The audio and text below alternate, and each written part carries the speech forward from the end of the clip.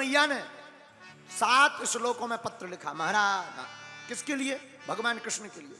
हे द्वारकाधीश, हम तो आपसे प्रेम करते हैं, पर हमारे भाई ने हमारा विवाह दूसरी जगह तय किया है।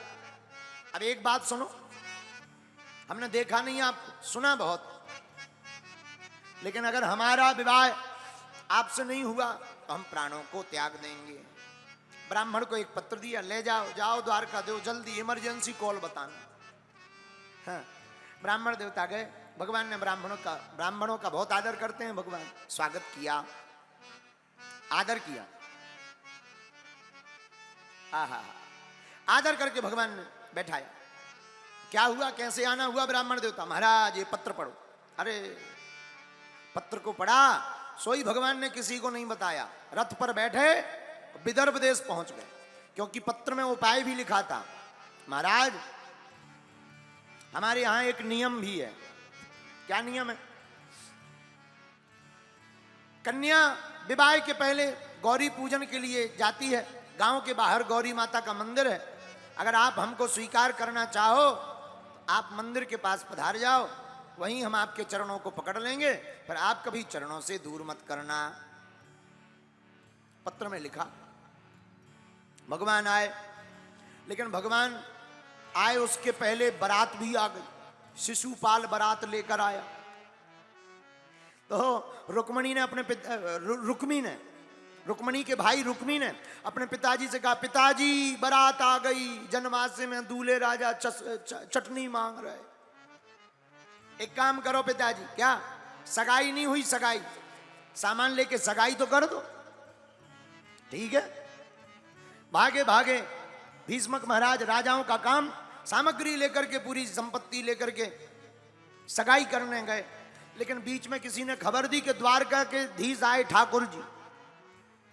तो राजा ने सोचा पहले इनका स्वागत करें, बाद में सगाई का सामान ले जाएंगे। और जहां स्वागत करने गए तो जो साथ में सिपाही थे सामान लेकर जा रहे थे, सगाई होनी थी शिशुपाल की, लेकिन चढ़ गई नंदलाल की। सिपाहियों ने सोचा कि दूल्हे राजा यही है, पूरी सगाई का सामान उन्हीं के चरणों में रख दिया। भीष्मक महाराज बड़े नाराज भाई, ए भैया कहां चढ़ा रहे हो? ये तो नंदलाल है, सामान तो चढ़ना है शिशुपाल को, ये है नंदलाल। गलती हो गई, ये दूल्हे राजा नहीं है। दूल्हे राजा तो जनवासे में रायता पी रहे हैं। हाँ, भगवान मनी मन बोले ठीक हुआ, कम से कम नियम तो पूरा हो गया। नियम पूरा नहीं होता तो लोग कहते कि आधा नियम हुआ, ठीक रहा। कहा महाराज, भीष्मक महाराज ने हाथ जोड़े, घर चलिए, पवित्र करिए। ठाकुर जी बोले नहीं ठीक है, नहीं चलिए। रास्ते में लेकर आए, गांव के लोग खड़े होकर देखने लगे, भाई कोई आया है। एक बूढ़ी माता जी घर के बाहर बैठी थी। जहां भगवान को गौर से देखा, सोई रूप को देख करके मोहित हो गई। वाह, जितनी सुंदर हमारी रुक्मणी बिटिया है, भगवान की कृपा से ब्रह्मा जी ने जोड़ी तो बड़ी गजब की बनाई, उतना ही सुंदर दूल्हा मिल गया। वाह वाह वाह वाह। लेकिन एक मंत्री बोला, ओ माता जी ये दूल्हा नहीं है, दूल्हे राजा तो अभी जनवासे में अपने शक्कर का सीरा छुटा रहे हैं। ये कौन है? ये तो द्वारकाधीश हैं। हे भगवान, काश यही दूल्हा हो जाते, कम से कम लेने के बहाने आते, हर बार दर्शन तो हो जाते। सोई भगवान मन ही मन हाथ उठा के बोले, माता जी चिंता मत करो, हम ही आते रहेंगे, किसी और का रजिस्ट्री नहीं हो पाएगा। बोलो सीताराम। और फिर क्या, भगवान को याद आया कि रुक्मणी जी पहुंच गई होंगी। रुक्मणी मैया पहुंची पूजन करने। मनुजाहि राच भूमि लहि सोबर साज सुंदर सावरो करुणा निधान सुजान सीन सने जानत रावरो। मनुजाहि राच भूमि लहि सोबर साज सुंदर सावरो करुणा निधान सुजान सीन सने जानत रावरो। प्रार्थना की, माता जी ने आशीर्वाद दिया। तब तक सेना सुरक्षा में लग गई, लेकिन रुक्मणी मैया ने मुस्कुराकर सभी सेना को मोहित कर लिया और धीरे धीरे जाकर भगवान के साथ रथ पर बैठ गई। भगवान हरण करके ले आए। सेना ने घेर लिया। तब तक दाऊ भैया आए, बोलो दाऊ भैया की। दाऊ भैया आ गए, सब सेना डर के मारे कांप गई। दाऊ भैया बोले कहो कन्हैया चोरी चोरी शादी कर रहे, हमें ना बताई।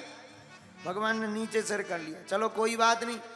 भगवान धीरे से बोले महाराज कम से कम अपनी बहू के सामने तो मत डांटो, अकेले में डांट लेना। ठीक है कोई बात नहीं, जाओ तुम घर पर जाओ, विवाह करो, तब तक हम इन राक्षसों से निपट कर आते हैं। दाऊ भैया लड़ते रहे, ठाकुर जी वापस आए, इधर विवाह की तैयारी करने लगे। आओ हम भी विवाह महोत्सव में आज धूम मचाते हैं। इसके बाद कथा को विराम करके कल अंतिम दिन कथा का है, कल और आ जाना है आपको। अब टाइम तो हम के भी ना 3 ही बजे आ जाइए। कल तुमने कहा था 6 बजे, 6 ही बजे आए। आजकल हमारे चेला भी बहुत जानने लगे। हम तो 2-3 मिनट सोचत भी रहे कि कहीं हमारी सिद्धि तुम्हारे लो तो नहीं पहुंच गई क्या। और कल हमने कहा कितने बजे आना है, 3 बजे, तो जी बोले नहीं गुरुजी 6 बजे। तो सच में हम 6 ही बजे पहुंचे आज। आओ कल ध्यान करो, कहा था ना उंगलियां उठा। हमें लगो कि बताओ, हमें लगो कि हमारी सिद्धि पहुंच तो नहीं गई यार, पहुंच तो नहीं गई। हाँ अगर पहुंच गई हो तो जितने भी तुम्हारे संगे जजमान बने सबके पर्चा बना दो।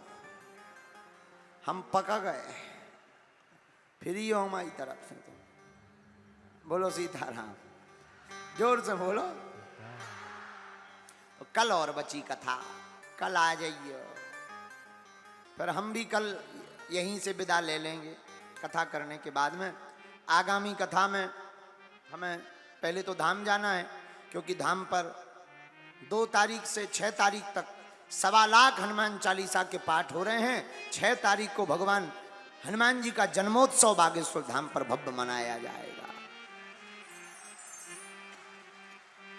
5 और 6 तारीख को बागेश्वर धाम पर बुंदेलखंड के मानस कथाकारों द्वारा मानस सम्मेलन है, इसलिए हमें कल ही निकलना पड़ेगा, तब हम पहुंच पाएंगे। और दूसरा आगामी कथा 7 तारीख, 7 तारीख से 13, 7 तारीख से 13 तारीख तक विदिशा में कथा है। फिर उसके बाद फिर बताएंगे। अभी से तुम क्या करोगे पूछ कर। और विदिशा की कथा में फिर आगे की बताएंगे। तो वहाँ हम जाएंगे। आप लोग बहुत अच्छे हो और बहुत भगवान के भक्त हो। ऐसे ही कृपा बागेश्वर बालाजी की आप सबके परिवार पर बनी रहे। ऐसे ही हंसते रहो, भगवान करे किसी की नजर ना लगे और तुम्हारी सब बलाए बलाए सबकी भग जावे। हाँ कल और आना है। तो कल कथा का अंतिम दिन है। कल कोशिश करेंगे कि 3 बजे आ ही जाएं। हैं आज भी? अरे ऐसा नहीं है, सो तो हम 2 बजे आ जाए। हाँ ऐसा ना समझो कि सब यार पगला थोड़ी है, तनक मनक हैं, पूरे थोड़ी है। हम कहा है कि मनमौजी हैं, जहां मन लग जाता वहीं फंस जाते हैं। अब कथा में मन लग गया तो कै बजे आए थे? 5 बजे, 6 बजे हैं? 6 बजे, 6, 5, 11, कुछ देर में बजेंगे 12। इसीलिए बागेश्वर है सबसे न्यारा, कई भूतों को इसने तारा, यही मिलेगा सबको किनारा, क्योंकि 6, 5, 11